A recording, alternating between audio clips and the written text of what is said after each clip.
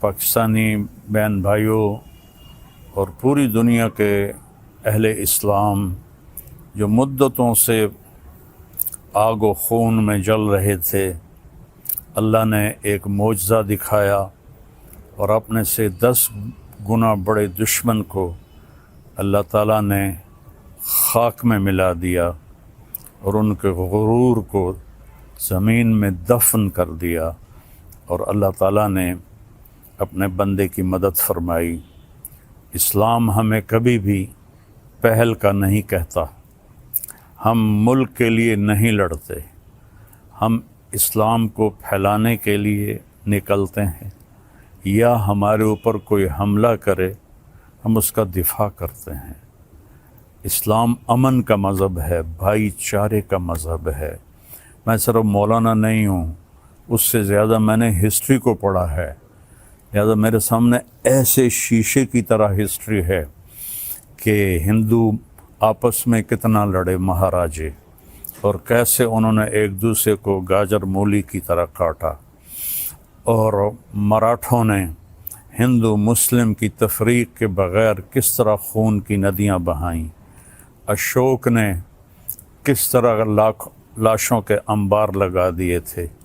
اور میں اپنے نبی پہ قربان جاؤں، جب انہوں نے مکہ فتح کیا 18 برس کی دشمنی تھی کہ ہم نے محمد بن عبداللہ کو قتل کرنا ہے۔ یہ وہ لوگ نہیں تھے جو صرف سیاسی اختلاف تھا یا چھوٹی موٹی کوئی دشمنی تھی، اس درجے کی دشمنی تھی کہ اس کو قتل کرنا ہے۔ جب میرے نبی فاتحانہ مکہ میں داخل ہوئے تو آپ ایسے نہیں بیٹھے تھے اونٹنی پر، آپ اس طرح سر جھکا کے بیٹھے تھے۔ آپ کے پیچھے حضرت اسامہ بن زید بیٹھے تھے، آپ کی لیفٹ سائڈ پر حضرت ابو بکر رضی اللہ تعالی عنہ کی اونٹنی تھی، اور آپ کے لیفٹ پر حضرت اسید بن حضیر رضی اللہ تعالیٰ عنہ تھے، اور حضرت عمر رضی اللہ عنہ صفوں کو سیدھا کرتے ہوئے چل رہے تھے۔ اور میرے لوگ جب داخل ہوتے ہیں تو فاتحانہ تو ایسے داخل ہوتے ہیں اور کہتے ہیں گاجر مولی کی طرح کاٹ دو، نہ بچہ چھوڑو نہ بڑا چھوڑو۔ میرے نبی ایسے داخل ہوئے تھے، کجاوا جو ہوتا ہے نا اس کے اوپر آپ کی ٹھوڑی لگی ہوئی تھی، اور آپ کہہ رہے تھے لا الہ الا اللہ وحدہ، وہی ہے ایک اکیلا اللہ جس کا کوئی شریک نہیں، نصر عبدہ، اس نے اپنے بندے کی مدد کی، انجز وعدہ، اس نے اپنے وعدے کو پورا کیا، وہزم الاحزاب وحدہ، اور اس نے لشکروں کو شکست دی۔ اب سارا مکہ حرم شریف میں جمع ہے، اور آپ بیت اللہ کے دروازے پر اس طرح دونوں چوکھٹوں کو پکڑ کر کھڑے ہوئے ہیں اور فرما رہے ہیں اب میں کیا کروں گا تمہارے ساتھ۔ خود قرآن کہتا ہے ان الملوک اذا دخلوا قریۃ افسدوها وجعلوا اعزۃ اہلها اذلۃ وکذلک یفعلون۔ بادشاہ جب ملک فتح کرتے ہیں عزت داروں کو ذلیل کر دیتے ہیں اور تباہ و برباد کر دیتے ہیں، لاشوں کے ڈھیر لگا دیتے ہیں۔ تو آج سارا مکہ انتظار کر رہا تھا کہ اب محمد کی تلوار چلے گی صلی اللہ علیہ وسلم۔ آپ نے فرمایا میں کیا کرنے والا ہوں تمہارے ساتھ؟ تو سہیل بن عمرو ابھی مسلمان نہیں ہوئے، قریشی سردار ہیں، کہتے ہیں آپ بڑے سخی ہیں، سخی کے بیٹے ہیں، سخاوت کی امید ہے۔ تو آپ نے فرمایا جاؤ، جیسے یوسف علیہ السلام نے اپنے بھائیوں سے کہا تھا کہ تم آزاد ہو، تم پر کوئی جرم نہیں، میں تمہیں کہتا ہوں جاؤ تم آزاد ہو، تم پر کوئی جرم نہیں۔ سارا مکہ مسلمان ہو گیا آپ کی اس فیاضی پر، چونکہ یہ تاریخ میں ایسا کبھی ہوتا نہیں ہے۔ پھر آگے میں 2-3 واقعات سناؤں گا جس سے اسلام کا مزاج آپ کے سامنے آئے گا۔ دمشق پہ حملہ ہو رہا تھا جو شام کا کیپٹل تھا، اور جو رومن امپائر تھی اس کے 2 کیپٹل تھے، گرمیوں میں استنبول اور سردیوں میں انطاکیہ جو آج ترکی میں ہے، یہ اس وقت شام میں تھا۔ تو دو طرف سے حملہ صحابہ نے کیا، ایک طرف سے خالد بن ولید، دوسری طرف سے ابو عبیدہ بن جراح رضی اللہ تعالیٰ عنہ۔ خالد بن ولید فتح کرتے کرتے کرتے ایک بہت بڑا گرجا تھا، اس کے آدھے تک پہنچ گئے تھے کہ ادھر سے ابو عبیدہ ایک دم آئے اور کہا تم تلوار چلا رہے ہو، میں نے تو ان کی صلح کی اپیل منظور کر رہی ہے۔ تو خالد بن ولید کو غصہ آ گیا، میں امیر ہوں، میری اجازت کے بغیر تم نے ان سے صلح کیوں کی ہے؟ کہا بس میں نے کر دی ہے، تمہیں نبھانا ہے۔ تو اب بتاؤ، جو آدھا شہر فتح کر چکا ہو اور مال غنیمت اور کیا کچھ ہو، اور باقی آدھا بھی فتح ہو گیا، لیکن ایک آدمی نے کہا میں نے صلح کی اپیل منظور کر لی ہے، خالد نے تلوار نیچے کر لی۔ آدھا گرجا توڑ کے مسجد بنایا گیا اور آدھا گرجا رہا، اس کو جو توڑا تھا ایک طرف سے اسے مسلمانوں نے ٹھیک کر کے ان کو بنا کے دے دیا۔ پھر ولید ابن عبد الملک کے زمانے میں کوئی 60-70 سال بعد اس نے عیسائیوں سے وہ گرجا خریدا منہ مانگے بول پر، اور وہ مسجد بنائی جو آج دمشق میں ہے۔ اور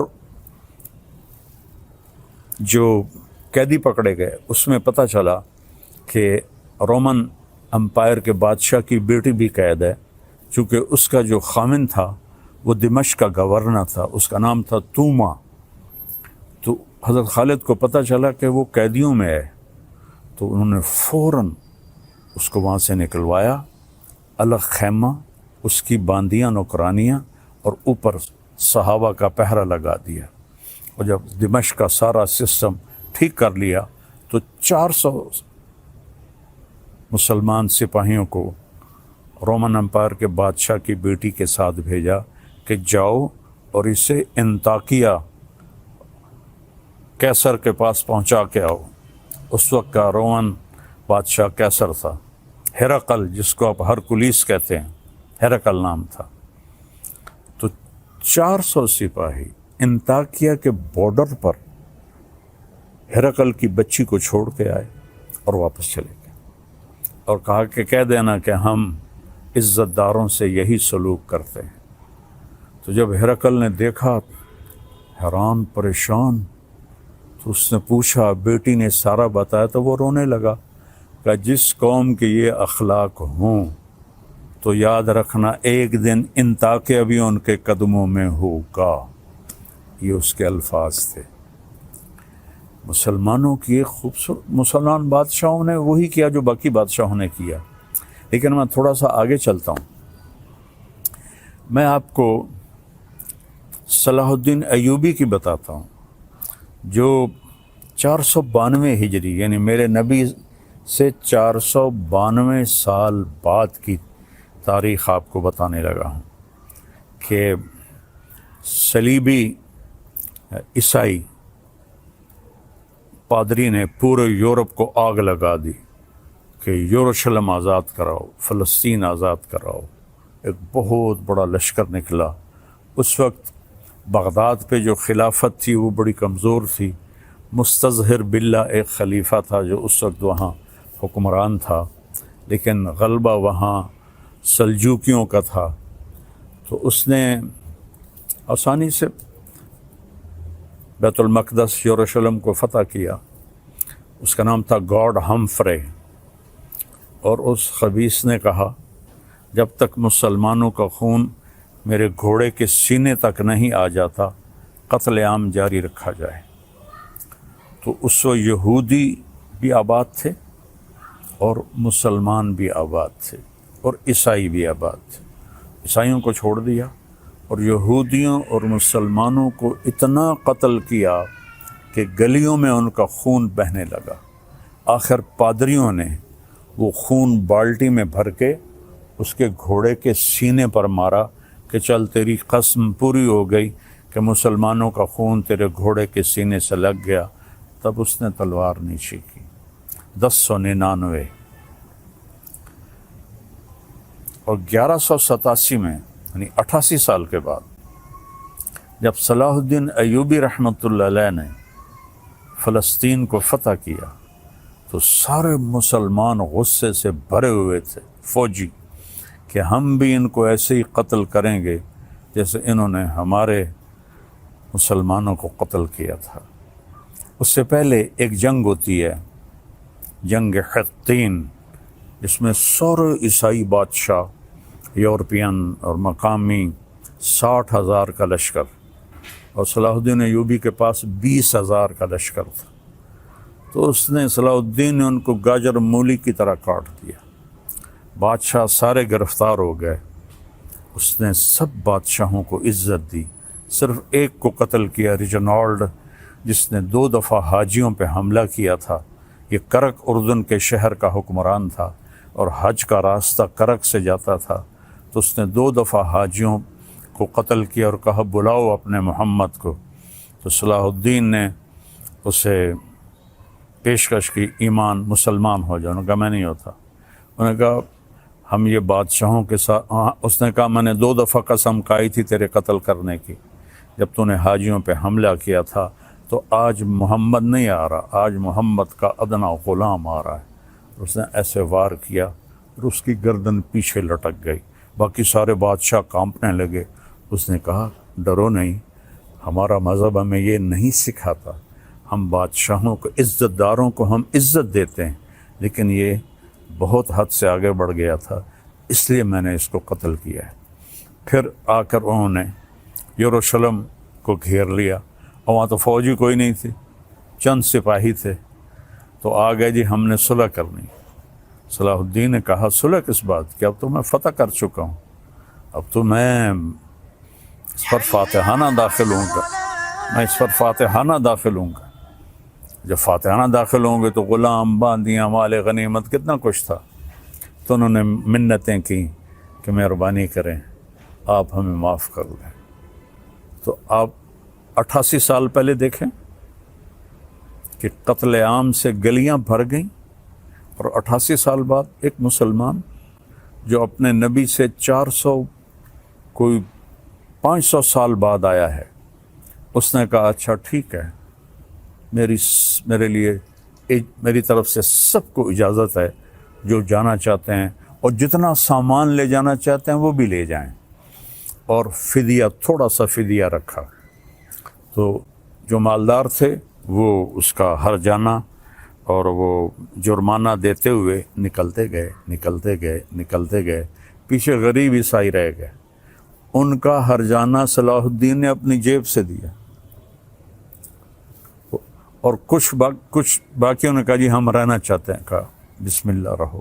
نہ کسی گرجے کو نقصان پہنچایا، نہ کسی عیسائی پر تلوار اٹھائی۔ یہ میرا اسلام ہے، یہ میرے نبی کا بتایا ہوا دین ہے جو ایک اللہ کی دعوت دیتا ہے۔ تاریخ تو بہت لمبی ہے، میں نے 3 واقعے بتا دیے، ایک اپنے نبی کا، ایک صحابہ کا، اور ایک 500 سال کے بعد ایک بادشاہ کا۔ اور اس کے بعد میں سارے اہل پاکستان کو مبارک دیتا ہوں، سارے بہن بھائیوں کو مبارک دیتا ہوں، وہ مسلم ہیں، عیسائی ہیں، ہندو ہیں، سکھ ہیں، جو بھی ہیں، سب کو مبارکباد دیتا ہوں کہ آج عرصوں کے بعد اللہ نے اہل ایمان کو فتح عطا فرمائی اور سب کے کلیجے ٹھنڈے کیے۔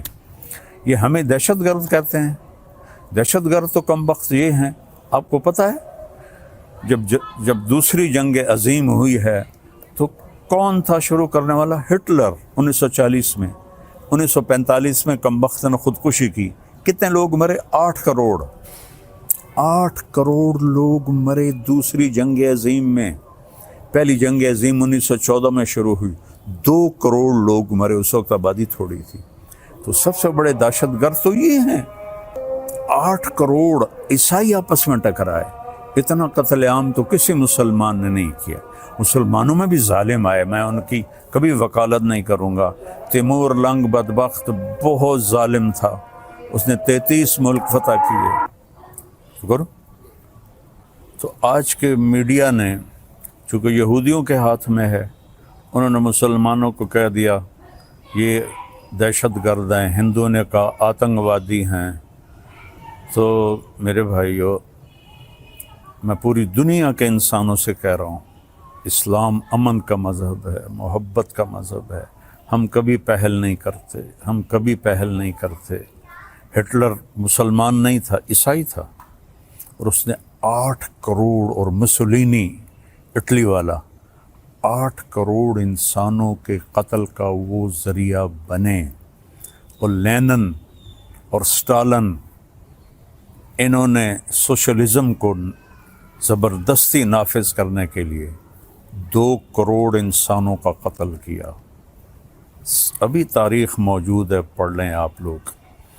1924 کے 27 میں لینن کا انتقال ہوا تھا، 1953 میں سٹالن کا انتقال ہوا تھا.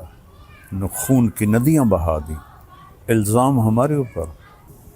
اور آج اللہ تعالیٰ کا فضل ہے، اللہ نے ہمیں عزت دی. میں اپنی حکومت کو بھی مبارک دیتا، اپنی افواج کو بھی مبارک دیتا، اور ان شاہینوں کو مبارک دیتا ہوں جنہوں نے فضا میں اڑ کر، جان ہتھیلی پہ رکھ کر، ڈیتھ سرٹیفکیٹ پر دستخط کر کے. میں نے وہ ویڈیو دیکھی کہ ہمارے جوان ڈیتھ سرٹیفکیٹ پر آسان ہے سائن کرنا، اور ہمارا ایک جہاز تھا، ان کے 10 جہاز تھے. ان کا ہر نشانہ خطا گیا، ہمارے سارے نشانے صحیح لگے. یہ ہے نصر من اللہ و فتح قریب. تو میری افواج پاکستان، ان کے سربراہان، ان کے سپاہی سے لے کر اور رینجر سے لے کر تمام کو، یہ میرے ہاتھ اٹھے ہوئے ہیں. اللہ آپ کو سلامت رکھے، اور اللہ اس ملک کو سلامت رکھے، اور اس میں امن قائم ہو، اس میں مذہبی اختلاف ختم ہو. یہ علماء سے کہہ رہا ہوں، سیاسی اختلاف ختم ہو. یہ سیاسی جماعتوں سے اختلاف تو رہے گا، دشمنی نہ ہو، دشمنی نہ ہو، ایک ہو کے رہیں. اور ہندوستان والوں سے کہتا ہوں، اچھے ہمسائے بن کر رہو. ہمارے تو ہمسائے کے اتنے حقوق بتائے ہیں ہمارے نبی نے کہ جس کی کوئی حد کوئی نہیں. آپ اچھے ہمسائے بن کے رہو، تو ہمیں آپ سے کیا غرض ہے؟ آپ کا بھی نفع ہے، ہمارا بھی نفع ہے کہ ہم اس نفرت سے اور اس جنگ سے باز رہیں. اللہ کی قسم، مسلمان کسی سے نفرت نہیں کرتا، سب سے اس کے دل، سب کے لیے اس کے دل میں ہمدردی ہوتی ہے. یہ نفرت سے توبہ کریں. کوئی مذہب، آپ اپنی کتابیں پڑھیں، کہیں آپ کو کوئی نفرت کا بول نظر آئے. آپ اپنی وید پڑھیں، کہیں آپ کو نفرت کا بول نظر آئے. بائبل پڑھیں، کہیں آپ کو نفرت کا بول نظر آئے. تو میری سب سے گزارش ہے کہ امن سے رہیں، صلح سے رہیں. حکمرانوں سے اپیل ہے کہ یہ جو ایک سیاسی انتشار ہے، اس کو اللہ کے واسطے ختم فرما دیں، تاکہ ہم ایسے ہو کے رہیں. جو میں پہلے تو اس کو سلام کرتا ہوں جس نے اس آپریشن کا نام رکھا ہے بنیان مرصوص. اور اس کے بعد میں عرض کرتا ہوں حکمرانوں سے جو اس وقت ہیں، جو اقتدار میں ہیں، طاقت میں ہیں، پورے قوم کو بنیان و مرصوص بنا دیں، اور یہ جو سیاسی اختلاف ہیں اس کو دشمنی تک نہ لے جائیں. لوگوں کو آزادی دیں کہ آزادی سے وہ سیاست کر سکیں، تو ہم پھلیں گے، پھولیں گے.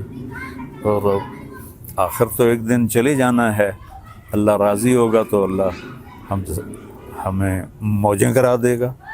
اگر کوئی ظالم بن کے مر گیا تو پھر چاہے وہ مسلمان ہے اور چاہے وہ تہجد گزار ہے. حجاج بن یوسف روزانہ 10 سپارے تہجد میں پڑھتا تھا، 10 سپارے. اور وہ ایسا خبیث تھا کہ اس نے 1.25 لاکھ مسلمان اپنے سامنے کھڑے ہو کے قتل کروائے تھے. اور عمر بن عبدالعزیز نے اس کو دیکھا کہ وہ جہنم کی آگ میں، اور عبد الملک بن مروان جس نے اس کو بنایا تھا گورنر عراق کا، دونوں کی آنتیں باہر نکلی ہوئی ہیں اور گدھے کی طرح اس کے گرد وہ چکر لگا رہے ہیں۔ اللہ ظلم معاف نہیں کرتا ہے۔ اس لیے بادشاہوں سے کہتا ہوں اور اپنی افواج سے کہتا ہوں، اپنی عوام سے کہتا ہوں، علماء سے کہتا ہوں، اگر آپ ممبر پر بیٹھ کر میرے نبی کے دین کو ٹکڑے کر رہے ہیں تو آپ بھی بہت بڑے ظالم ہیں، ظالم ہیں۔ دیوبندیت کو مٹا دو، بریلویت کو مٹا دو، شیعت کو مٹا دو، سلفیت کو مٹا دو۔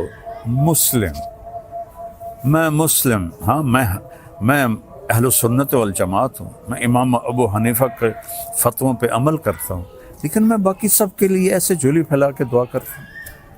تو یہ میرا آخری پیغام ہے کہ ہم اور نہیں تو سارے ایک دفعہ قومی ترانہ پڑھ لیں اور اسے یاد کر لیں اور اس کا مطلب دیکھ لیں۔ میں 100 کے قریب ملکوں میں گیا ہوں، کسی ملک کا قومی ترانہ اتنا خوبصورت نہیں، اس کا مضمون، اس کی لے، اس کی دھن، سبحان اللہ۔ اللہ حفیظ جلندری کے درجے بلند کرے۔ السلام علیکم ورحمۃ اللہ وبرکاتہ۔